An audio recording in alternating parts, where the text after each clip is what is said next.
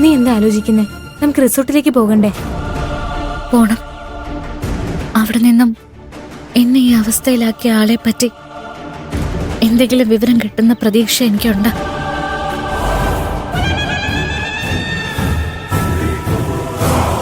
എനിക്കും ആ കാര്യത്തിൽ നല്ല ഉറപ്പുണ്ട്. നിനക്കെതിരെ ഈ അതിക്രമം നടന്നത് റിസോർട്ടിലെ ആ പാർട്ടിയിൽ വെച്ച് തന്നെ ആയിരിക്കും.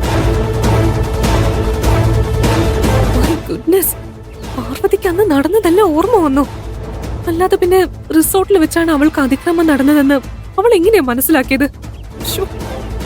ഞാനൊരു കാര്യം പറഞ്ഞാ നീ എന്നോട് ദേഷ്യപ്പെടരുത്. എന്താ? നിനക്ക് ചുറ്റുമുള്ള ആരോ ആണ് നിന്നോട് ഈ അതിക്രമം ചെയ്തതെന്ന് മനസ്സിലാക്കിയ സ്ഥിതിക്ക് നീ കുറച്ചുകൂടെ സൂക്ഷിക്കണം.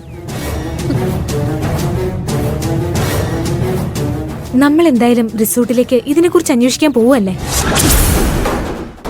നമ്മൾ പെൺകുട്ടികൾ മാത്രം പോകുന്നതിനേക്കാൾ നല്ലത് പ്രിയനെ കൂടെ കൂട്ടുന്നതല്ലേ? വേണ്ട. ഞാൻ പറയുന്നത് മുഴുവനും ഒന്ന് കേൾക്ക്. സത്യം എന്താണെന്ന് പ്രിയനെന്ന് മറച്ചു വെച്ചത് കൊണ്ട് ഒരു കാര്യമില്ല. നീ അവനിൽ നിന്ന് അകൽച്ച പാലിക്കുകയാണെന്ന് കരുതി അവൻ കൂടുതൽ വേദനയ്ക്ക് മാത്രമേ ചെയ്യൂ. പക്ഷെ നിനക്ക് എന്താണ് സംഭവിച്ചതെന്ന് അറിഞ്ഞാൽ നിന്റെ അവസ്ഥ മനസ്സിലാക്കാൻ അവന് സാധിക്കും. പ്രിയൻ ഒരു നല്ല മനുഷ്യനാ. അവൻ നിനക്ക് സപ്പോർട്ടായിട്ട് നിൽക്കുന്ന എനിക്ക് തോന്നുന്നത്. അത് മാത്രമല്ല, നിന്നോട് ഈ ക്രൂരത കാണിച്ചവൻ ആ കമ്പനിക്കകത്ത് തന്നെയുണ്ട്.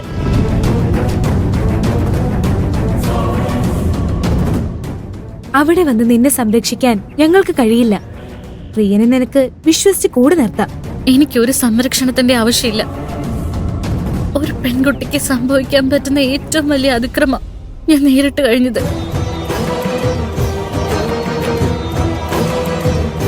ഇനി അതിന്റെ ഉത്തരവാദിയെ കണ്ടുപിടിക്കുന്നതിനിടയില് എന്റെ ജീവൻ പോയാലും എനിക്ക് ഒരു കുഴപ്പമില്ല.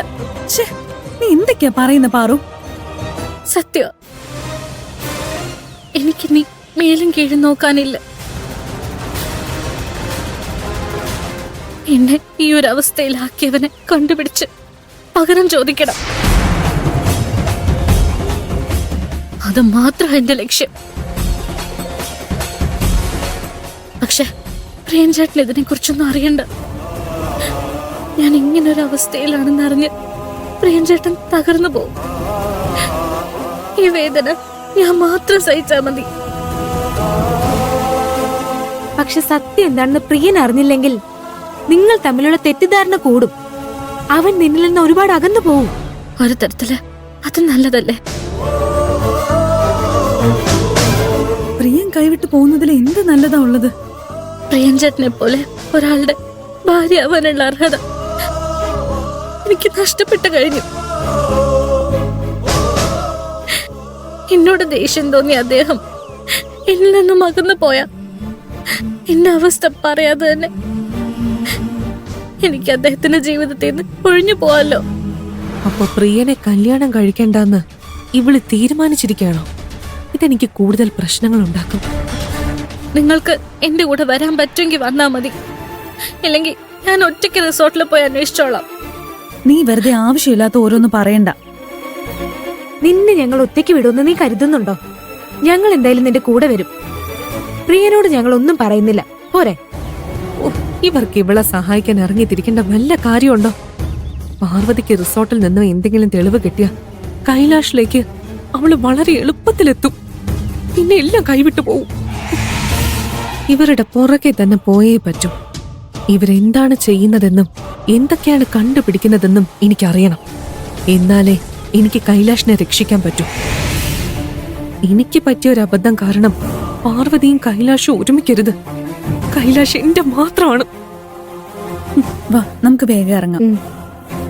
ആഹാ, നിങ്ങൾ മൂന്നുപേരും കൂടെ എങ്ങോട്ടാ പോകുന്നത്? പാറുവിന് ഹോസ്റ്റലിൽ തന്നെ ഇരുന്ന് ബോറടിച്ചു. അതുകൊണ്ട് പുറത്തൊന്ന് നടന്നിട്ട് വരാന്ന് കരുതി. ആണോ? അത് നന്നായി. പാറുവിനെ കണ്ടാൽ തന്നെ നല്ല ക്ഷീണം തോന്നിക്കുന്നുണ്ട്.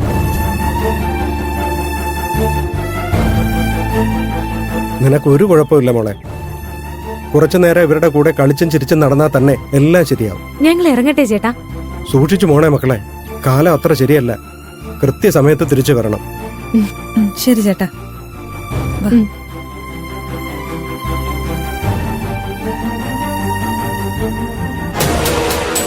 വാച്ച്മാൻ, പാർവതിയും കൂട്ടുകാരികളും എങ്ങോട്ടാ പോകുന്നത്? അതെന്തിനാ മേഡം അന്വേഷിക്കുന്നത്? വെറുതെ അറിഞ്ഞിരിക്കാൻ വേണ്ടി ചോദിച്ചതാ. താൻ കാര്യം പറയൂ. അവർ പുറത്തെങ്ങോട്ടോ കറങ്ങാൻ പോകാന്നാ പറഞ്ഞു. എങ്ങോട്ടാണെന്ന് ഞാൻ ചോദിച്ചതുമില്ല, അവർ പറഞ്ഞതുമില്ല. എങ്ങാനും അവരെന്നോട് പറഞ്ഞിരുന്നെങ്കിൽ ഞാനത് മേഡത്തോട് പറയാനും പോകുന്നില്ല. പോടോ ചട്ടിത്തലയാ. ചട്ടിത്തലയനെന്നോ? ഹോസ്റ്റലിലെ ബാക്കി എല്ലാ കുട്ടികളും എന്നെ ചേട്ടാന്നാ വിളിക്കുക.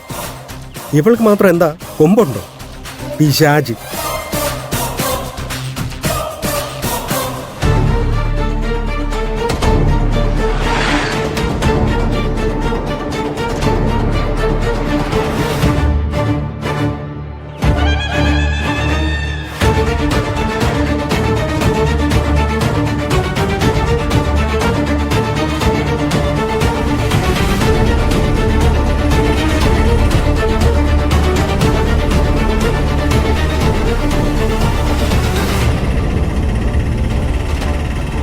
Auto auto.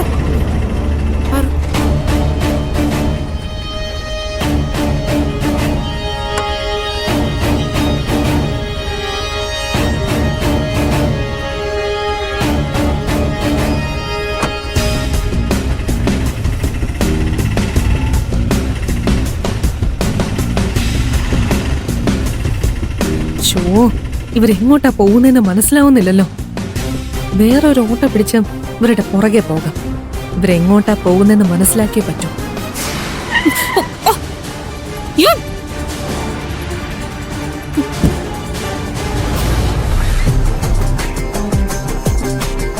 Hi baby. ഓ, കൃത്യസമയം നോക്കി ഇവൻ എന്തിനാ ഇങ്ങോട്ട് കെട്ടിയെടുത്തത്?